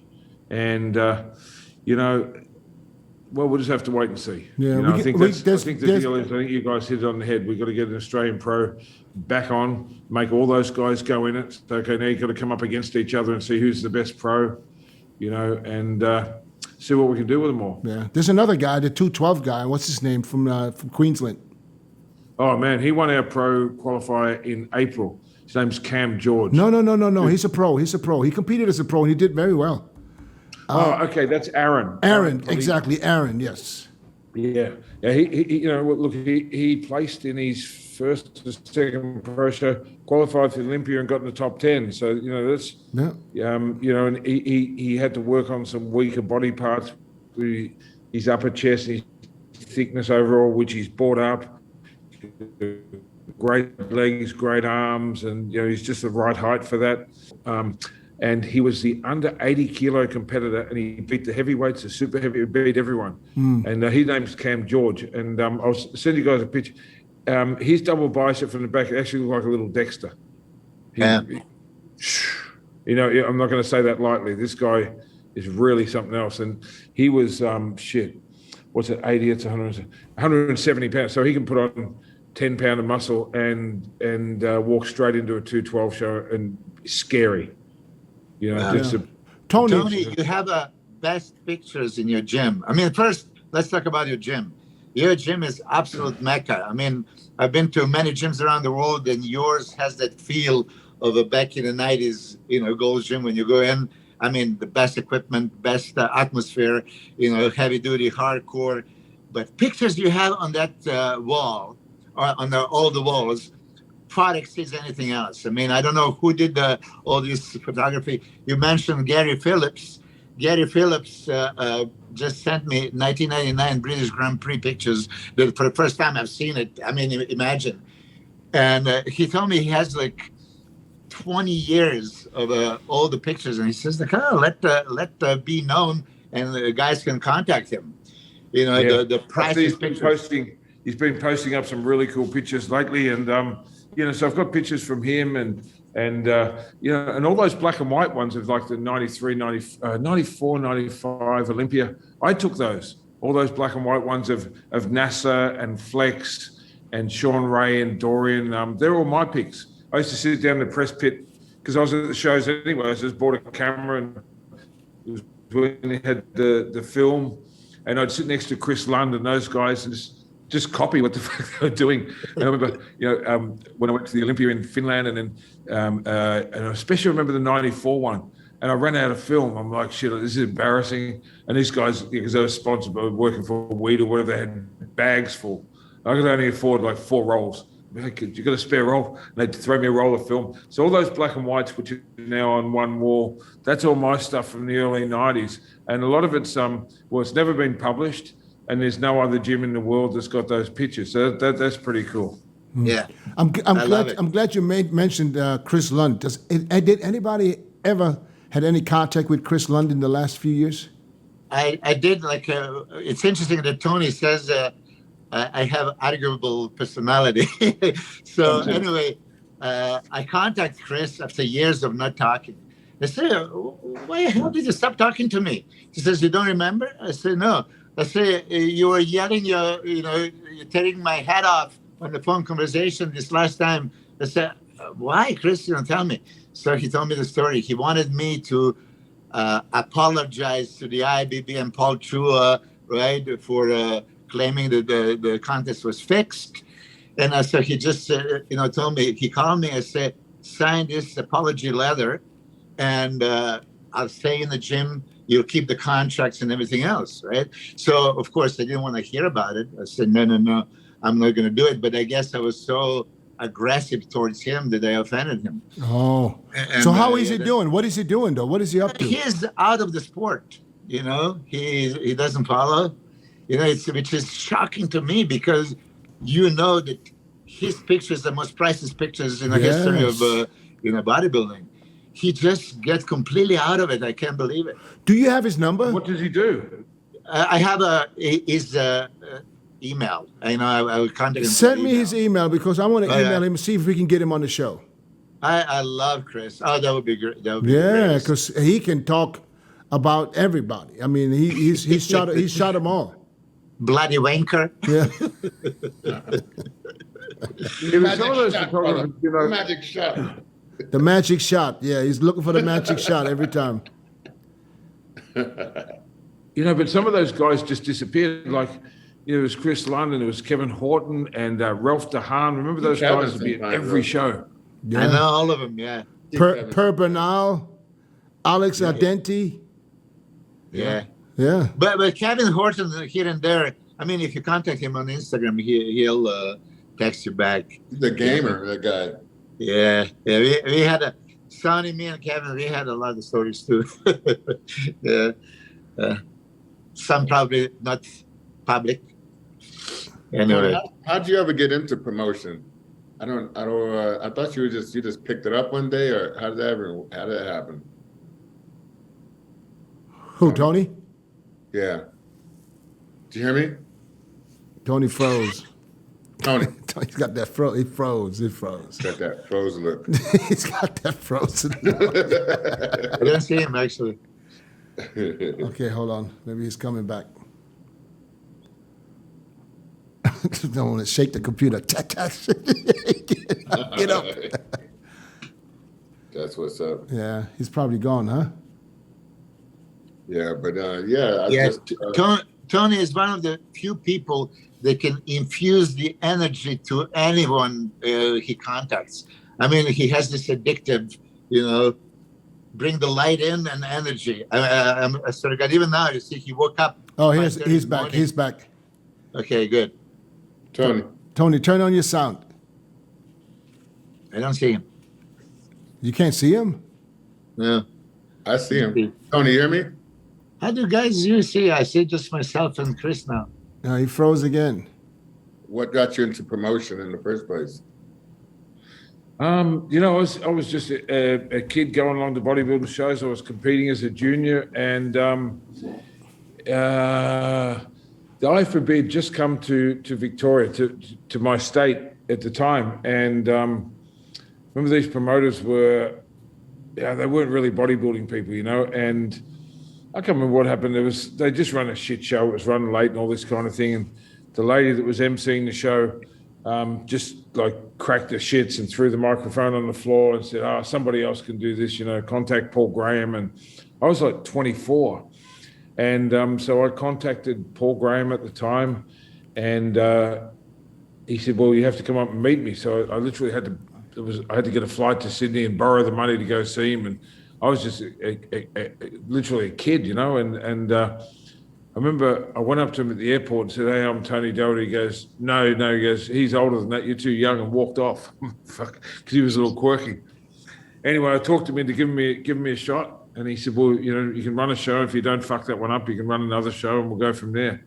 And I worked with him for many years until he was getting real tired of it. And then when the pro league split happened, I got a chance to go out on my own and do it properly. So that's how it all got started. I just loved it.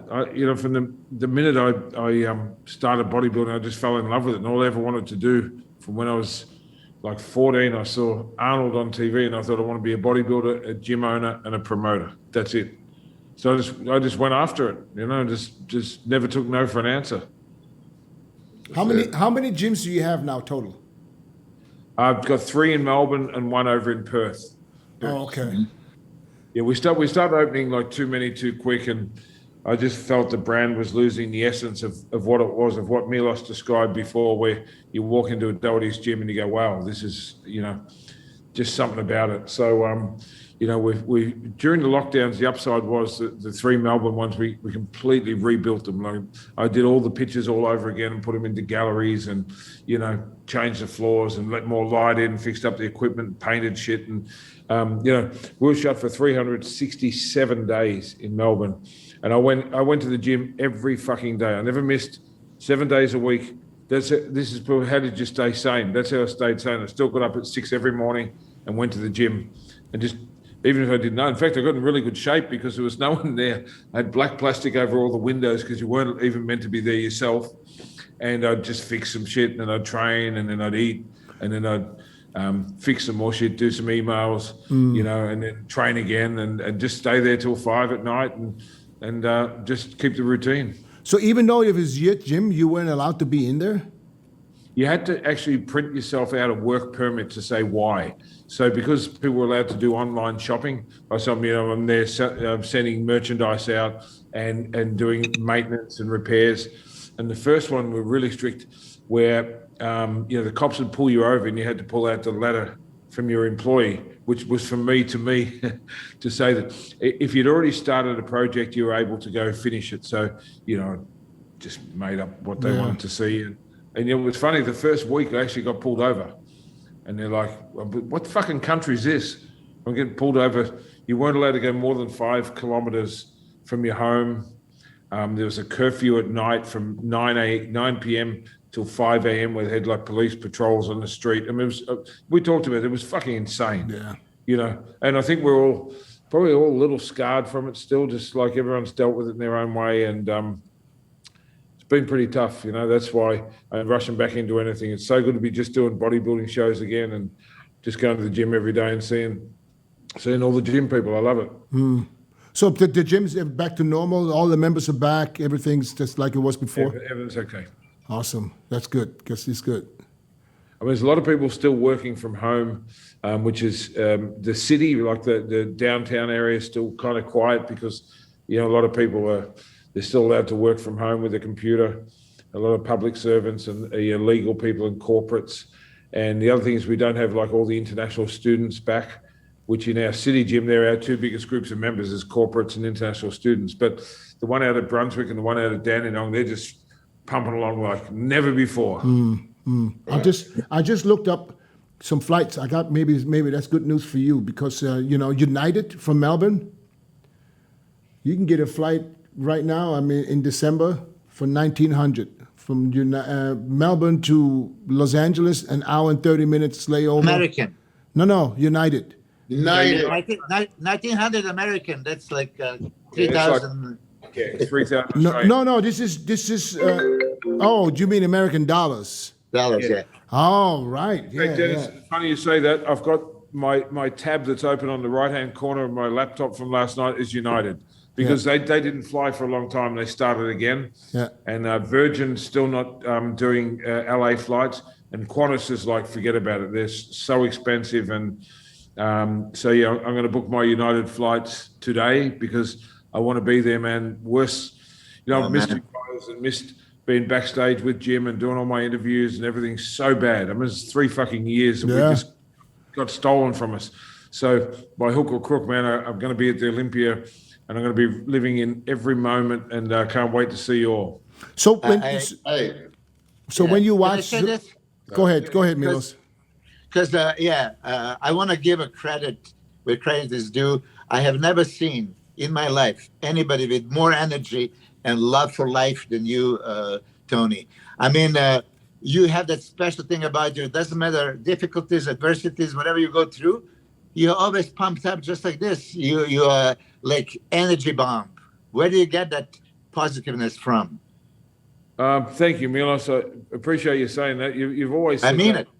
It's just how I'm wired, man. I don't fake it. I don't have to get up and tell myself to be happy. I just think every day on earth's a fucking gift. And yeah, man, I'm doing the shit that I was a kid from a little country town, you know, that fell in love with bodybuilding. And when I sort of became someone in the sport and got to live my dreams and see the world, I've been like 50 countries or something, you know, traveled with Arnold for 7 years. I've interviewed every Olympia champion. Like, this is shit that, how could you not be happy when you're living your dream? You know, and we all go through some tough shit, but, you know, I think I've just got some perspective, Milos, from traveling, you know, where I've been to, you know, the slums in India and the favelas in Brazil and the townships in Africa. And you see people, you know, that look up at the sky and see a plane go over, knowing they'll never, ever, ever have an opportunity to do anything, to leave their town, let alone to fly on an aeroplane. And I just think that we're so fortunate to be born the way we are. Why wouldn't you just celebrate it and fucking have a little zest? But to be honest, I don't think about it a lot. It was just some people like you take time to notice that, and, you know, appreciate you saying it. But I don't know, man. It's just the way. Since I was beautiful. You always pump me up. Yeah, look at him. We basically woke him up at 5 or 5:30, and he's up like he's been up for hours. Special kind of person. Yeah. Chris is still suffering from the last week and celebrating his birthday. Yeah, Tony didn't get it. Yeah, I woke up Tony like the old days. Tony, he's like, "Fuck, Chris, what? What are you? What happened?"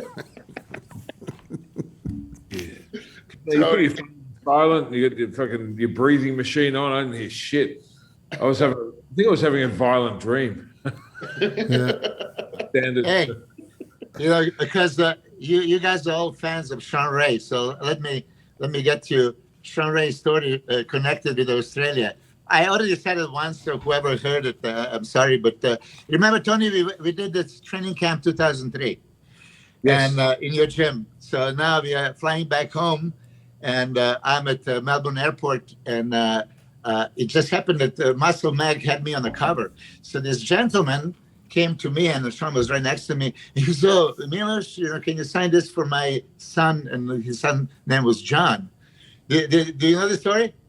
No. Okay. So anyway, I said, like, of course, you know, let me say, hey, oh, you know, right here I have my DVD and some pictures.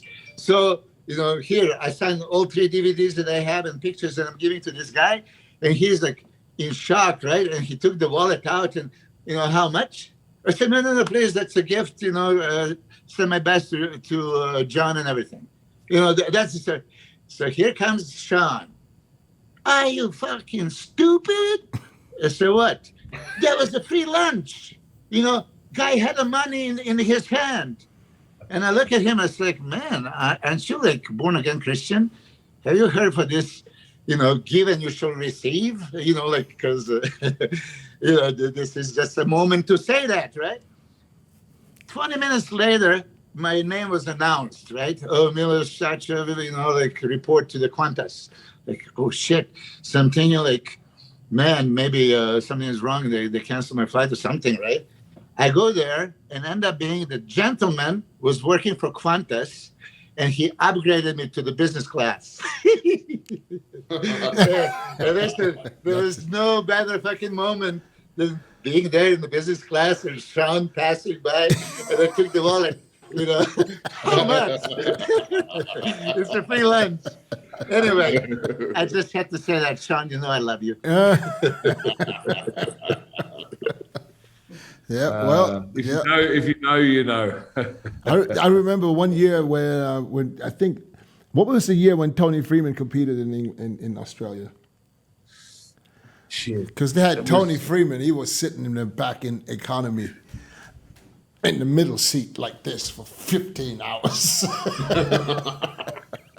2009, 10, maybe a little later, something like that. I could look it up because I got the posters up in the gym. Yeah. Oh man, can you imagine being the size of Tony? Imagine this.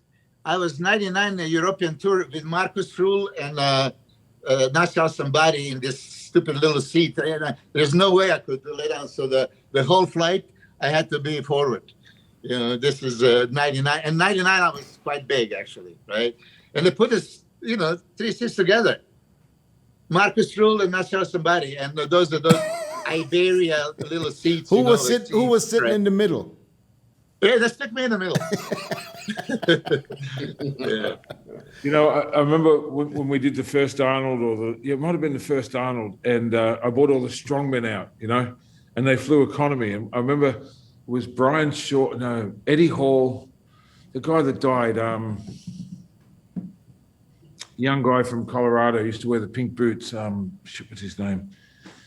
Anyway, these guys are like 6'8", 400 pound or whatever. And there was 3 of them in an economy seat. And I remember Eddie Hall, his head was almost hitting the locker above. And they're doing selfies instead of all these normal people next to them. And they had those 3 guys in regular seats. You know, how would they fit in economy? Just squeeze in. Can you imagine? Can you imagine you sitting? Can you imagine you sitting back there? You know, you got the window and the aisle in the middle is always empty because this is the last seats to get booked. And now you're thinking, you know, they're boarding the flight and you're like, oh, shit, we're lucky, man. And all of a sudden you see Brian Shaw walking. All right. Oh, shit. I don't even know why they would have to probably buy 2 seats. Yeah. I mean, I had this back in the day. I was flying somebody, you know, for some wedding. And they were both super overweight. I mean, we are speaking super overweight. I had to buy 2 seats for both of them, like 4 seats for 2 people. You know, I wanted to complain. I remember back in 2006 when I signed with, remember San from California? Yeah. SAN? Yeah. They were actually Germans, the owners from Germany. And I remember when they contacted me and asked me to sign with me, they made me a good offer, and then I tried to negotiate business class seats. And no, we'll do 2 economy seats. I was like, you know what, fuck it. So they always booked me, and I remember I had to fly to Australia first time. Tony, this is a story for us. Let me tell this story and then see what Tony did for me. So I had to fly to, I was living in Germany at that time, so I flew from Frankfurt to Singapore, from Singapore to Melbourne. No, Sydney. There was the what was it, Tony? It's like a huge expo back then in Sydney. Anyways, here's the story. So my deal was that I was 3 weeks out from the New York Pro. So I was like, why go? So yeah, well, we'll take care of the food. So they had somebody to pick me up from the airport with food. So here's what happened. First of all, I get there, I sit in the seat, I have my 2 seats, and then there was somebody on the outside, you know. And I'm like, you know, I want to make sure he knows that these are my 2 seats. So I'm putting my foot on the other seat like this, my leg, you know. I will give him no space. He tried to put his foot over to the other side. I'm trying to kick his foot away. I said, they both buy seats. So that went on all the way to Australia. I get there. I give my passport. They said secondary. They put me in a room. I was sitting in that room for 4 hours. Now, listen, I'm starving. 20-hour flight. I mean, it was 10 hours to Singapore and 10 hours to Australia. 20 hours flying, and they holding me there. And after like 3 hours, I'm like, how long do you have to sit here? Well, the office opens up at a certain time. Anyways, they checked my bags. They checked everything. Did all kind. I mean, it went on 5 hours. So I get out, and then I'll get my bags, and then I'll go again, like through customs. After everything was done, and here comes this guy. Said he holds a sign up and is telling me, "I have to body search you." I was like, I just went through all this shit, and now you want for me to walk through to the meeting point? So he said, okay, you want to go to the room? I said, no, I'm in shape. So I took my clothes off. He said, okay, all right, good to go. Then he walks me out. He literally walked right next to me. I'm in my cart. And he walks me all the way out. And on the way out, he has the nerve to ask me, hey, man, what can I do for the stomach? I said, you could leave me the fuck alone. That's what you could do. So this guy was out there waiting for hours, right? So now he took my card and he gave me the food. And I was basically walking, following him and eating food. So he said, don't worry about it. I put the stuff in the trunk. Get in the car and eat. So I was in the car eating. We'll drive, I stayed at the casino in Sydney.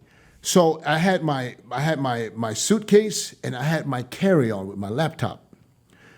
And the laptop I had on top of the bag in the suitcase. So I think he puts everything in. So we get to the hotel, there are people coming to get the bags to check me in. I'll go to my room.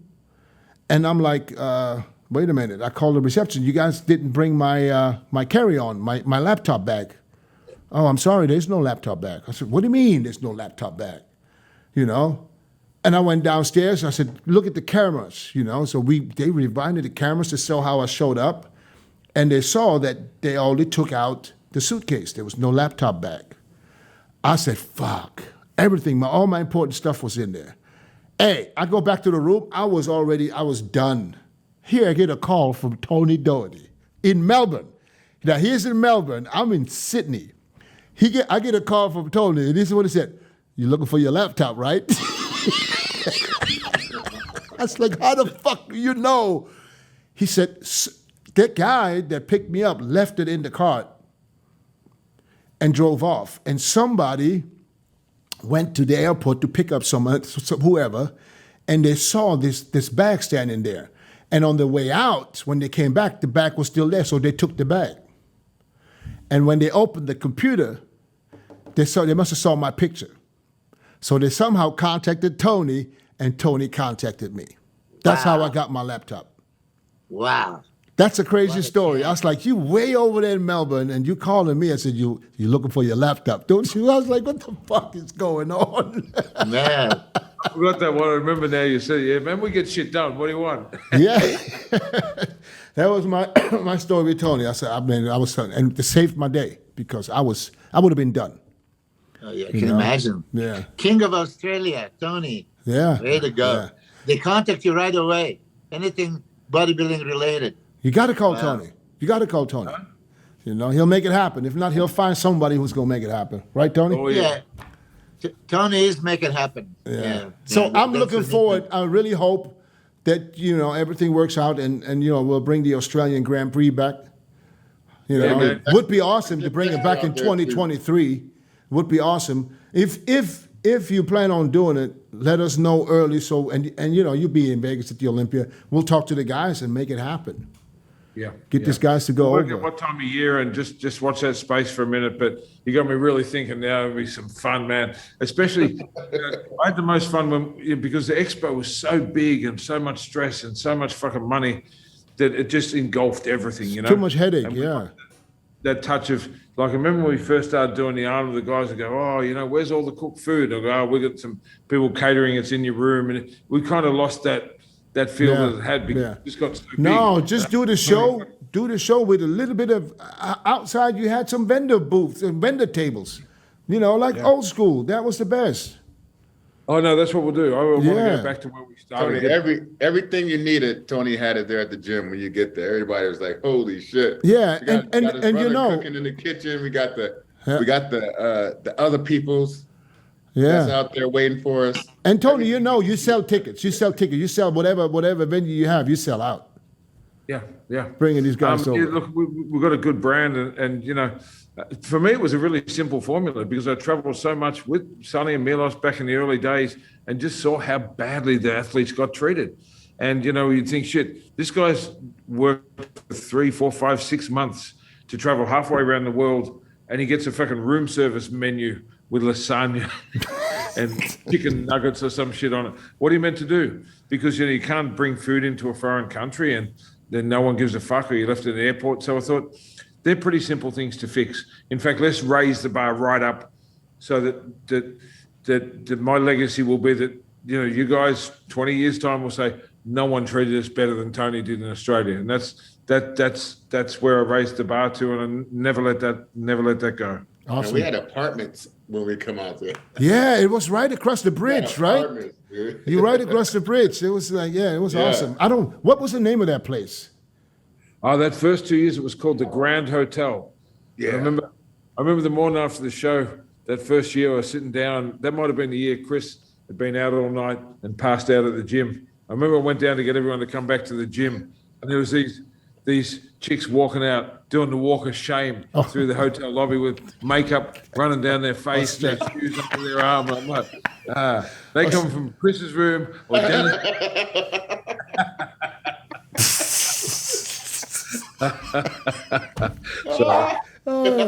Well, we leave it right there. We don't go any further. And listen, guys, we are out of time, man. I appreciate you guys as always. Tony, thank you, man, for waking up, man. I really appreciate it. No problem, man. I can't wait to come back on again. Good luck with the new show, Chris. Thanks, Milos, for your kind words. It's good to see you, and keep up the great work, DJ. All right, man. And like I said, keep us posted, man. If you follow through with it, if you know you're doing it, let us know, man. We're gonna blow the horns. Hey, Tony, I live in Vegas, just so you know. I can't wait to see you, brother. Yeah, absolutely. We'll see. All right, guys. Man. Olympia time. All right, thanks, guys. We'll see y'all. We all gonna be together in December. Take care, Tony. Yeah. Be safe, guys. All right, bye-bye. See you all. Bye.